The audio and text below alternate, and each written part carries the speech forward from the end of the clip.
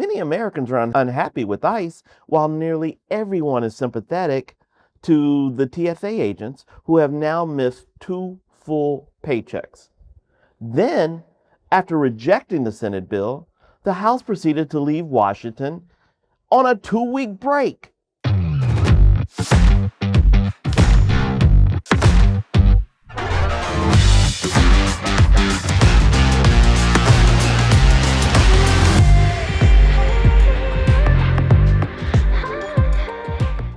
Hello again. Welcome to The Ruthless Truth.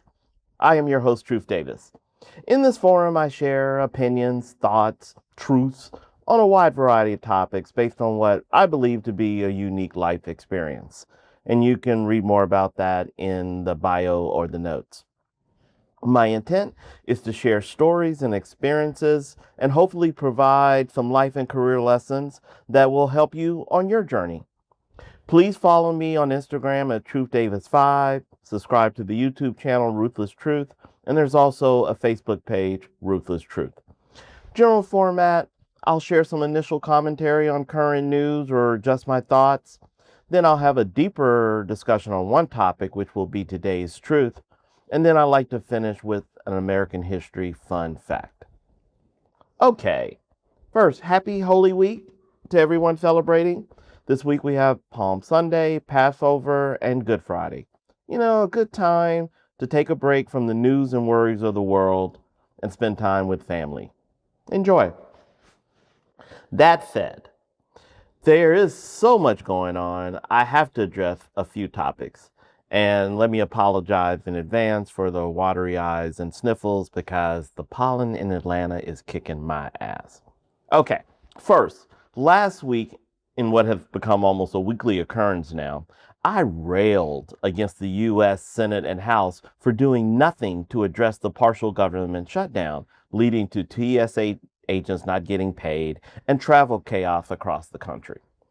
But I am an equal opportunity commentator, so let me praise the United States Senate for unanimously passing a bill to reopen the government. Again, the vote was 100 yes to 0 no. Unanimous. And it was a simple solution. They voted to fund all the agencies of the Department of Homeland Security, or DHS, who currently were not getting paid, including the Coast Guard and TSA. The Senate excluded ICE and Customs and Border Control, who did not experience pay interruption. So this funding passage would provide immediate relief to the TSA agents and give the Senate time to work out a reasonable solution for ICE. This was a rare bipartisan effort and compromise in order to address a problem affecting people's lives and livelihood. Problem solved, right? No, because when the bill was sent to the House, Speaker Mike Johnson refused to even present it for a vote. House Republicans are demanding full funding, basically a blank check, for ICE, and will not support any bill that excludes ICE. This is a surprising and somewhat tone-deaf position to take because many Americans are unhappy with ICE, while nearly everyone is sympathetic to the TSA agents who have now missed 2 full paychecks. Then, after rejecting the Senate bill, the House proceeded to leave Washington on a 2-week break. So, I guess I'm back to the same place. Come November, we need to all go to the polls and clean house. We need representatives in Washington who at least act like they care about everyday citizens. We don't have that right now. One final note, in light of this impasse, the president signed an executive order authorizing the TSA agents to be paid. Now, he doesn't actually have the authority to do that because that type of spending has to be approved by Congress, but that's never stopped him before. So it did go through. All TSA agents did receive full pay this week, including back pay. Thank God. Okay, I don't have much to say about the war in Iran, but I do want to address some of the economic impacts. First, the stock market. As many of you know, although I spent 30 years in corporate marketing, my post-corporate career, I'm now a licensed financial advisor, and I mostly work with retirees or people planning for retirement. And whenever the market experiences an extended downturn like now, where last week was the fourth consecutive week that the major indices were in the red, people start to panic. I understand it. I get it. Money is emotional. And for some people, it's difficult to watch their retirement account balances drop consistently for a month. But I'll just make 2 points in an effort to help calm investors. First, the stock market always has ups and downs. But over the long run, meaning 7 to 10 years, it's always up. You can pick any date on the calendar since 1921 and look at that same date 10 years later, and the market is up. I said to one person this week, do you really expect the market to be up every day or every week? If so, there would be no risk. And to be very clear, investing involves risk. Second, you should only be in the market for the long run. If you won't need money for 5 or more years, why are you freaking out over a short-term volatility today? You know, the president actually said something that I agree with, and that is, once this war is ended, the markets will quickly rebound and prices will stabilize. And this will not be a long war. This is an election year. And if this war drags on, Republicans will get killed in November, and they know it. So while I don't know how it will be done, there will be an exit ramp found to get out of this war. That said, only you know your own risk tolerance. I did say to one client this week, if 4 weeks of market turmoil has you this panicked, perhaps you shouldn't be an investor. And there was no judgment there. She just needed to make choices that she could live with. Final news topic discussion today involves a couple of transgender items. First, last week, the International Olympic Committee, or the IOC, announced a policy banning transgender women from competing in female sports events. I support this policy 100%. Look, it's not political, bigoted, or unfair to recognize a universal and inescapably true fact. Men are biologically and physically bigger and stronger than women. That's not prejudice. It's a fact. And such, an athlete has an unfair physical advantage competing against opponents who are biologically female. You know, I'm actually surprised that this is a controversial policy. Second, beyond the sports discussion, across the nation, anti-transgender policies continue to be a hot political issue. In 2026, there are over 700 anti-trans bills under consideration across the nation, addressing a broad range of issues, including healthcare access, education, bathrooms, and incarceration, and also parental rights. In 2025, 125 such bills were actually passed nationwide. Now, I must admit, this is not a topic or issue that I follow closely. And you know why? Because as a reminder, the transgender segment only constitutes 1% of the US population. Yes, only 1% of people identify as transgender. Most of you have never seen a trans person, much less met one. So how big of a problem is this really? Well, I'll tell you, it's not. So don't let politicians and paranoid bigots bait you into believing this is a widespread outrage that must be addressed. It is truly much ado about nothing. Okay, let's get to today's truth. Today's truth. Unless you've been living under a rock, you know that one of the hottest trends in medicine and in society in general is the introduction and adoption of GLP-1s. Well, in today's truth, I'd like to discuss the increased prevalence and usage of GLP-1s and its impact on many aspects of American life, including nutrition, restaurants, diet and fitness centers, and health. Now first, Before getting into the discussion, what is a GLP-1? GLP-1, which is glucagon-like peptide 1, is a receptor agonist developed to mimic a natural hormone produced in the gut that regulates blood sugar, slows digestion, and signals fullness to the brain. The drug was initially developed to treat type 2 diabetes, and some common brand names include Ozempic, Mounjaro, and Wegovy. Okay, that's what it is. Okay, who's taking it? Well, as of the end of 2025, approximately 1 out of 8 adults, or 12% of the population, report currently using GLP-1s, which almost certainly means the number's higher. Usage is higher among women than men, and people aged 50 to 64 represent the largest segment of users. And nearly 60% of type 2 diabetics have taken a GLP-1. Usage would be even higher overall if not for the high price of the drug. Common side effects include nausea, constipation, and diarrhea, as well as loss of lean muscle mass and bone density. Now, usage is not as widespread as some people believe. I often hear people say, everybody's on the shot. Not true. Nevertheless, the current and increasing usage rates do carry some implications worth noting. So let's discuss a few of them. Actually, before getting into the societal and commercial impacts of GLP-1, let me offer some personal commentary. First, I am all for medical breakthroughs that lead to improved health. Diabetes and obesity are major health issues, and it is undeniable that the introduction of GLP-1s has improved the health and lives of millions in this country. But here's where I have a couple of issues. There's a growing trend of women with average to healthy BMIs who are taking a GLP-1 simply to improve their thinness. Really? Really.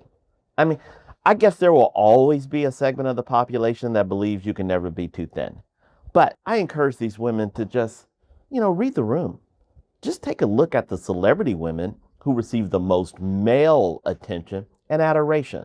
We're talking about Margot Robbie, Coco Jones, Scarlett Johansson, Beyonce, Christy Wren, and Sydney Sweeney, and there are many others. Now, there are a few exceptions, such as Zendaya, who most men rank as attractive, but it's a smaller percentage that view her as hot. Okay? The competition for thinness is between women, not for men. All right? Also, let's not assume everyone who experiences weight loss is on the shot.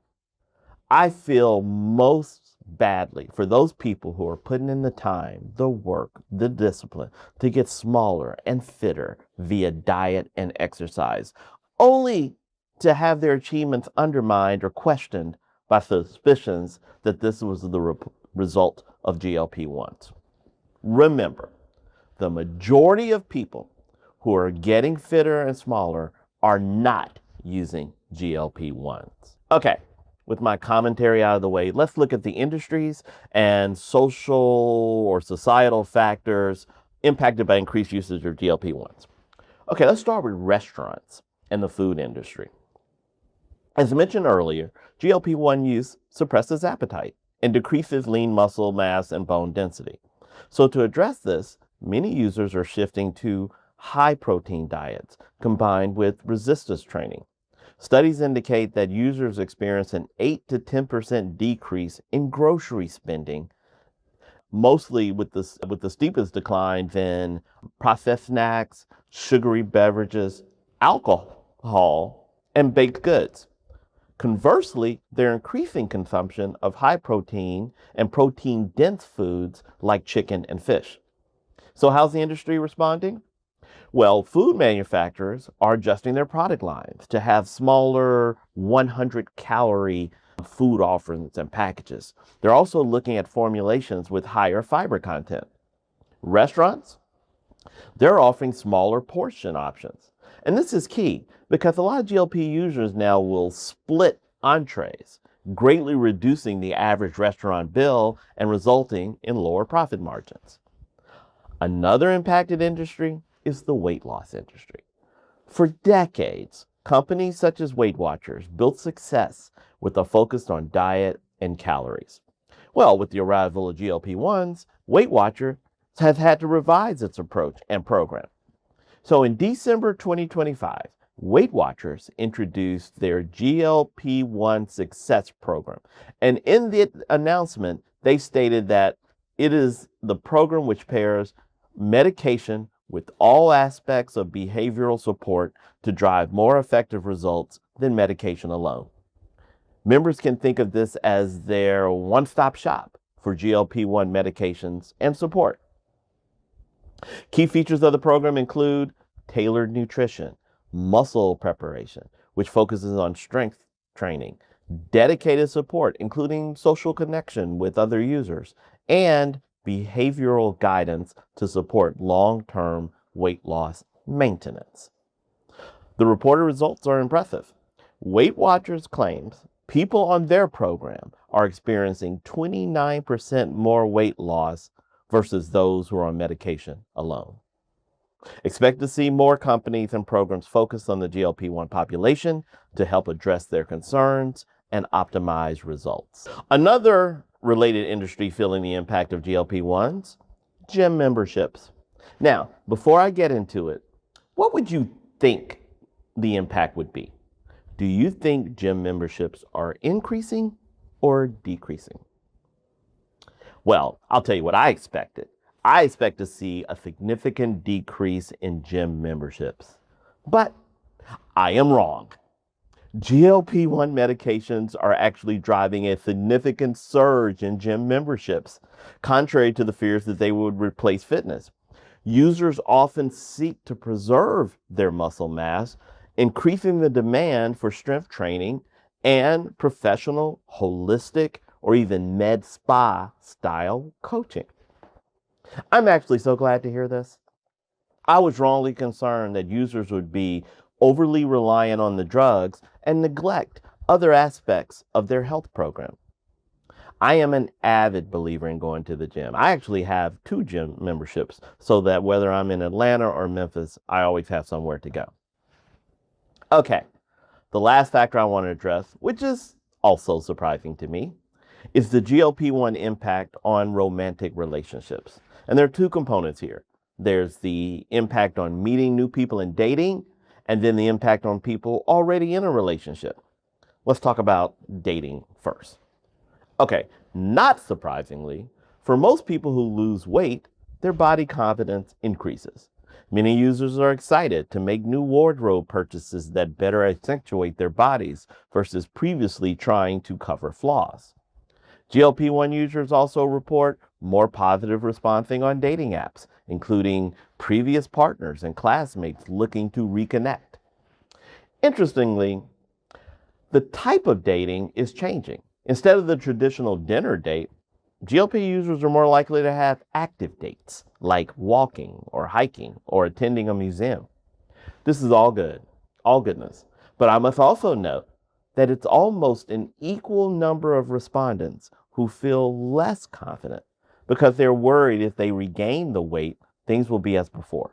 So they have increased pressure to maintain the weight loss. Now, for existing relationships, it can be complicated. When one partner experiences rapid and significant weight loss, over 50% of those people report changes in their relationship. This was well illustrated in the hit TV series This Is Us. Now, while many partners are supportive, challenges include jealousy, resentment over lifestyle changes, reduced shared activities, like eating out, and changing libido, requiring open communication to navigate these new dynamics. Additionally, over 50% report changes in sexual function, while many actually experience a decrease in libido. Experts agree the key here is communication by both partners. For the GLP-1 user, be honest about the psychological and emotional changes you're experiencing. And for the other partner, you need to be honest in sharing your feelings both positive and otherwise. There is a myriad of issues that every relationship must handle, but experts all agree that open, honest communication provides the best chance for addressing challenges and achieving long-term connection. One last unexpected, if not shocking outcome from GLP-1 use. Doctors are seeing a small but concerning number of incidents of scurvy. Yes, scurvy. Known as the pirate's disease, it results from a lack of vitamin C and other nutrients. Suppressed appetites often result in lower consumption of nutrients. Remember, being thinner does not necessarily mean being healthier. GLP-1 users need to make the effort to get enough nutrients. Vitamin supplements are an obvious solution. So, quick summary. GLP-1's usage is increasing at a dramatic rate, and the adoption rate will only increase with the introduction of pill forms and lower prices. And besides the physical side effects, it's important to address the psychological and emotional impacts of body transformation. For most people, it's more than they expected. And my final message, I will never shame those who choose GLP-1s as their method for weight loss. But please know, except for the past 10 years, people have successfully achieved significant weight loss via diet and exercise with no side effects. This approach is still available to all of you. Okay, let's get to today's American history fun fact. In today's American history fun fact, I want to tell the surprising and mostly unknown story of how Black people rescued the Cadillac brand in the 1930s. The Cadillac Automobile Company was established in 1902, and after a merger became the Cadillac Motor Company in 1905. From its earliest years, Cadillac aimed for precision engineering and stylish luxury finishes, causing its cars to be ranked amongst the finest in the United States. And over the next 2 decades, Cadillac became the standard of the world for luxury automobiles.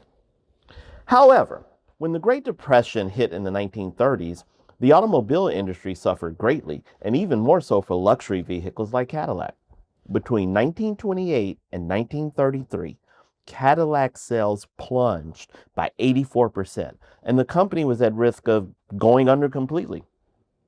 To that point, as part of its desire to maintain a prestigious image, Cadillac would not sell to Black consumers. Now, in the early 1930s, Nicholas Dreystadt was a GM service department manager for Cadillac, and he noticed that an astonishing number of customers at the service department consisted of members of the nation's tiny Black elite. The boxers, singers, doctors, and lawyers who earned large incomes despite the flourishing Jim Crow atmosphere of the 1930s. Well, how could this be? Well, he later learned that affluent Black people circumvented the no Black sales policy by paying white men as much as $300, which is equal to $7,500 in today's dollars, $300 to purchase the cars for them.